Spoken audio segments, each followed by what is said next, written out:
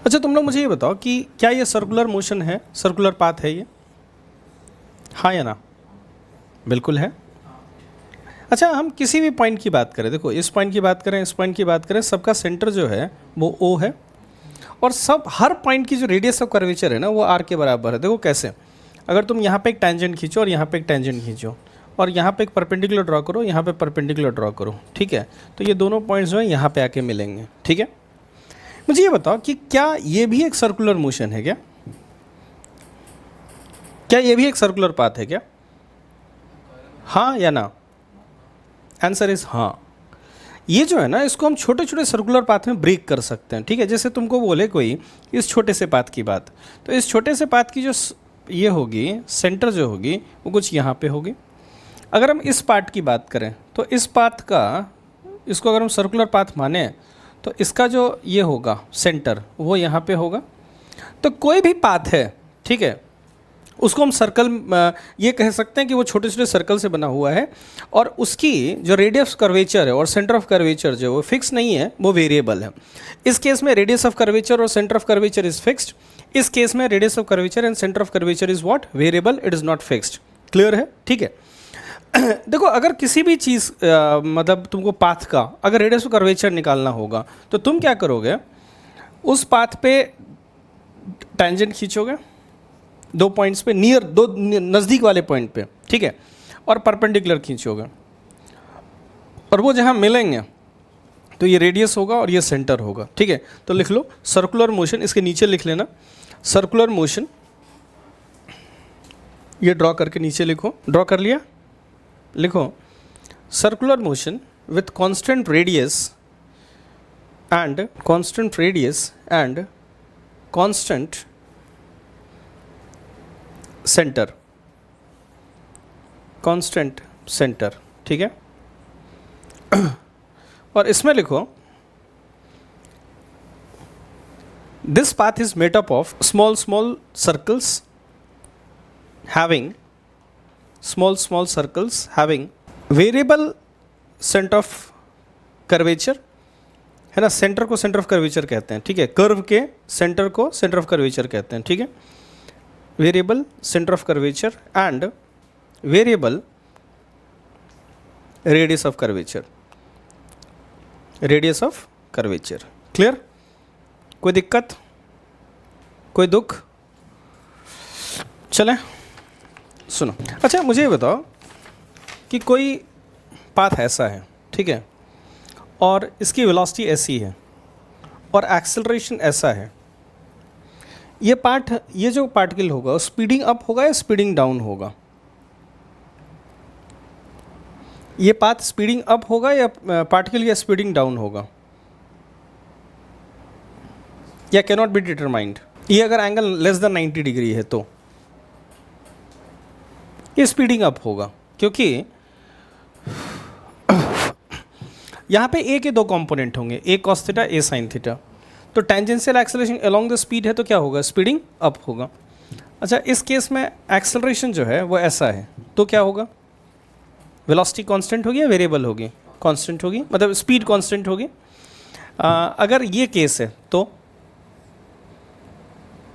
Velocity ऐसी है और एक्सेलरेशन ऐसा है, स्पीडिंग अप या speeding down?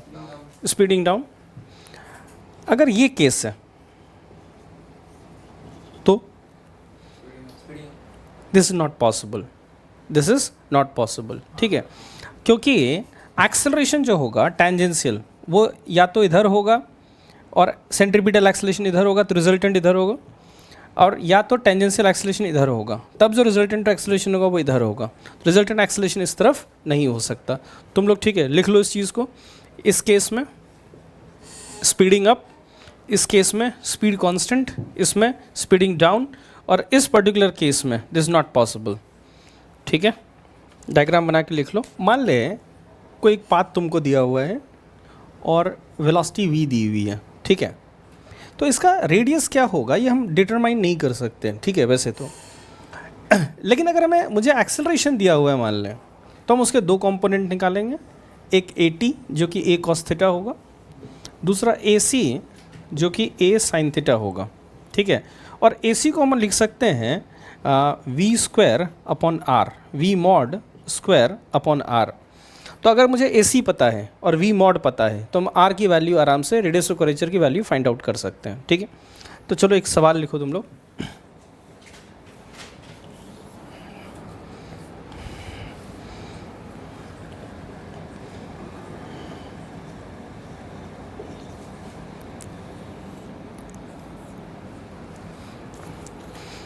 A particle is thrown horizontally. A particle is thrown horizontally from top of the tower. A particle is thrown horizontally from top of tower with speed 10 meter per second. 10 meter per second. Tower is very high. Tower is very high. Then find A part. A part. Tangential and centripetal acceleration. Tangential and centripetal acceleration at t is equal to 1 second.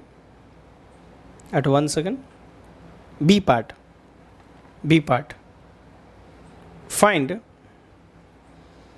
radius of curvature at t is equal to 1 second. Find radius of curvature at t is equal to 1 second. ठीक है, इसको कितने speed से फेंका था यार? 10 से।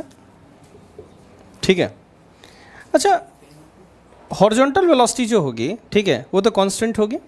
1 second के बाद भी हॉरिजॉन्टल वेलोसिटी तो 10 होगी, है ना, 10।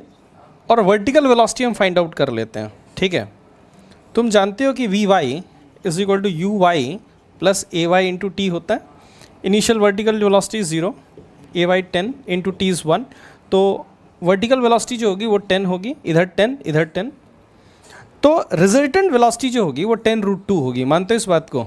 Root of 10 square plus 10 square. ठीक है, अच्छा मैं एक दूसरा डायग्राम बनाता हूँ। ठीक है, वेलोसिटी इधर होगी 10√2 और वर्टिकल के साथ जो एंगल है ये वाला वो 45 डिग्री है। ठीक है, और इस पार्टिकल का जो एक्सेलरेशन होगा वो इस तरफ होगा, 10 होगा। ठीक है, अच्छा ये 45 डिग्री हो गया, है ना।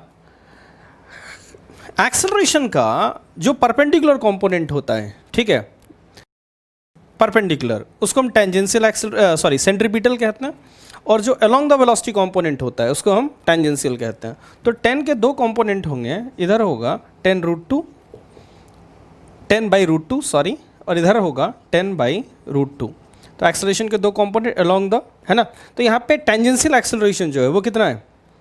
10/√2। और सेंट्रीपिटल एक्सेलरेशन कितना है? 10/√2। तो तुम आप लिख सकते हो AC is equal to V mod square by R। AC is 10/√2, V mod is 10√2 whole square upon R। तो यहाँ से तुम R निकाल सकते हो, जल्दी से निकाल के मुझे वैल्यू बताओ। तो यहाँ से तुम देख सकते हो कि R जो होगा वो किसके बराबर होगा? 20√2 मीटर्स के बराबर होगा, है ना।